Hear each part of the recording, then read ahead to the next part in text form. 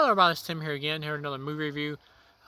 This is for The Strangers Chapter 1, the remake of The Strangers, which is kind of funny because The Strangers just came out in like 2008. So it's pretty funny that we're getting a remake of this already. As far as this film goes, most people have already got reviews out for this, and most people are saying it's bad. I'll just go ahead and give my rating right now. It's a 0 from 1 to 4. This film sucked. It is really bad. Rennie Harlan is directing this. Rennie Harlan is a director who I actually like his early stuff, but then he was on like a real bad streak of movies. This continues that. Directing here honestly isn't too bad. Like Rennie Harlan isn't too bad. You can tell that under like a better script, he could deliver like a good quality Strangers movie. This is a terrible script, and part of the problem, obviously, with this remake is the fact that they just mostly copied the original. What they do add is mostly just time killer, pointless stuff that doesn't really add anything to the movie. And this is supposed to be the part of a trilogy, a Strangers trilogy. Obviously, what they're trying to do is trying to copy the whole like Halloween thing with Jamie Lee Curtis, where they did the David Gordon Green trilogy. And this first movie is going to be about like the couple being attacked and all that, and the woman surviving, which she does at the end. Liv Tyler survived in the original, and she's the woman in this survives at the end. The fiance or whatever, and she's in the hospital bed at the end getting treatment. And obviously, the sequel will be about her seeking revenge on the strangers, and we'll find out more about the strangers and who they are. And she'll probably inevitably kill them all, similar to how Michael Myers was, killed by Laurie Strode in the sequels, to the David Gordon Green trilogy, which I'm not really sure how you can squeeze 3 movies out of this such simple concept. 2 movies I can get. One movie where the strangers attack, and then the second movie where the survivor comes back for revenge. That's what they could have done with the sequel to the original film, which I didn't hate. The Strangers Prey at Night. It was kind of stupid in some spots. Even the original Strangers, and I know it has a cult following, but in my opinion, it's not a great movie. Like, I enjoy it. It's good, but I don't think it's like an amazing flick. It suffers from just like the characters making lots of stupid decisions, and just like the killers constantly being able to teleport and knowing every move that people are going to make in the movie.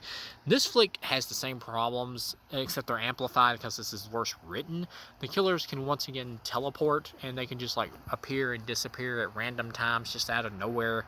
And they just automatically are waiting in areas where they know that the victims are going to go. It just gets ridiculous at some points. It's pretty much the same setup. You got a couple here, except in this one, I think they're engaged, not actually married, and like are kind of break up like they were in the original, which actually added more drama to it. Here, they're just a happy couple who really likes each other, but they're also extremely stupid. Like they get here to this town, this old like bum frigged Egypt or whatever, where all these rednecks are at, and they're like the guy goes in, he's like, I'm a vegetarian. They're like, yeah, get a salad for the vegetarian. Like there's really over the top redneck stereotypes, and everybody in the town acts like extremely weird, and it's done that way just to show like everybody could be a suspect. They could all be the killer, and then they go outside or whatever, and the vehicle's like messed up, and then this mechanic dude's like saying, you should go stay at this random hold bed and breakfast Holiday Inn shit or whatever that we got picked out in the middle of the woods. And of course the guy's like, no, I seen you looking at the car, you did this is a setup. Really though, I don't really think any of the townspeople had anything to do with like messing up their car or whatever. I do think like one of the strangers, one of the killers did mess it up. I think one of them may be the male killer, like one of the random people, but I don't think there's like a big conspiracy type thing going on with the town or whatever. I just think they're just local like dumb rednecks, and they're just put in there to add more suspense to the movie, like one of them maybe could be the strangers. But I don't really think that the majority of the dumb rednecks they show in this movie, who are like the stereotype horror movie cliches, are actually going to end up being any of the strangers. Another thing is that, and the girl's really stupid because she doesn't think that this is obviously a setup, and she's like, let's go to this random area just recommended by this random dude we don't even know. So stupid. And then they go there, and then of course you get the scene from the original where the girl is like coming to the door or whatever with the light bulb unscrewed, and she's like, is Tamra home? Except it's not as well acted here in terms of the people that are playing the strangers. They're not as good. Another thing, I had a real problem, like the mask for like the 2 female killers looks really identical for like the whole movie until the end. I thought there was just like 2 killers. I thought there was the potato sack dude, and I thought there was the one female killer, because the 2 masks look so close in look. So when at the end when there was 3, I was like, wait, there is 3? Like I really had that like happen, and then really stupid stuff happens in here that is just really dumb, like cliches that would never really happen in real life unless the people were just like incredibly naive. Like you got the couple here, like when after the person like leaves acting all weird or whatever, and like slowly walks off and says like, "Is Tamara home?" And they're deliberately like hiding their face. You can tell they got like a ski mask over like the top of their face or whatever, like kind of hide it. You can also tell it's a female, like a really small framed girl, really young girl, and she like walks off or whatever. And then the guys just all at once like, "Well, that was weird. I'm gonna go to the store or go hang out in town or whatever. You can just sit here." Like my wife or girlfriend would never, my wife, since I'm married, my wife would never look at me and just say, "Oh yeah, that creepy shit just happened. Okay, you can go off. I'll see you later. I'll just stay here in the empty house by myself. Ha ha ha." No, like immediately after something like that happened, my wife would look at me and say, "Let's get the fuck out of here." Because this is weird. We would just leave. That'd be it. But there would be no movie. There would be no movie. So yeah, it's like the stranger's plan in these movies only works if the people they're hunting are stupid. Like that's the only way it works. And these people are the stupidest of all three movies. Or at least they come off that way, because this feels like such a retread of the first movie on top of that. And then the dude gets back, and it's just the strangers break in. They're just kind of toying with him. The axe dude's like hacking at the door, and then he'll just walk off or whatever. And I've always had this problem with these movies. There's multiple times in this film, and there was some times in the original, where they get like just one of the killers by themselves, and the other one's not around because they're scattered.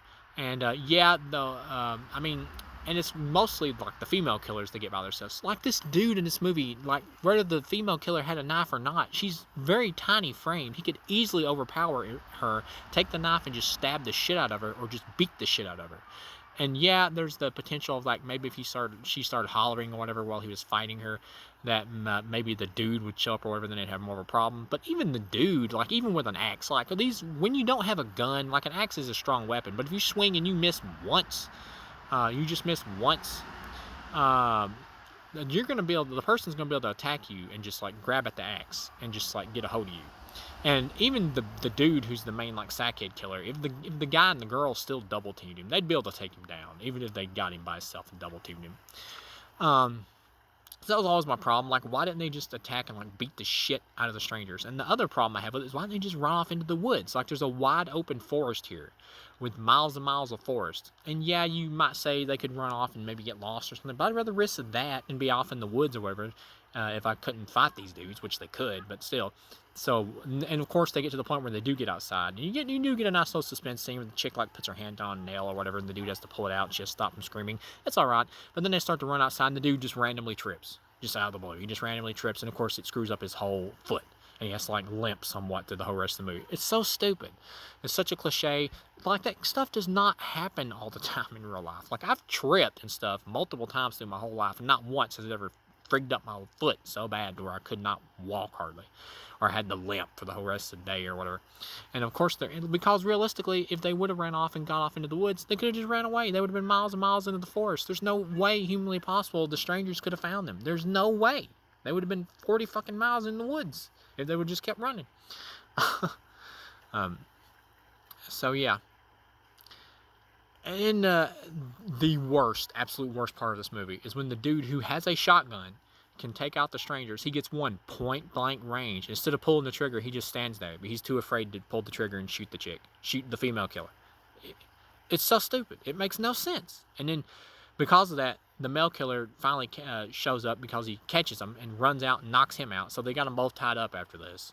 And they got the chick too. And then they got him tied up. They stab him to death. The dude dies. The chick, we find out, gets saved by the police who she managed to call. They show up, which it took them a while to get there. They show up, and she's in the hospital bed at the end. Cue end of movie. It's so stupid and so cliched. This is a shitty film. It's a 0 out of 4. I do, after I watched this, I did not really want to watch the two sequels, Chapter 2 and 3, but at the same time, I do think there's potential for the next two to be better than this one, because of the fact that they're going to be different stories and new stories. Even if the second one's just a basic revenge movie with this chick like killing all the strangers, that would still be more entertaining than this, which is just a worse done retread. So yeah, overall, thanks for watching. This is a really bad movie, and I'll see you again.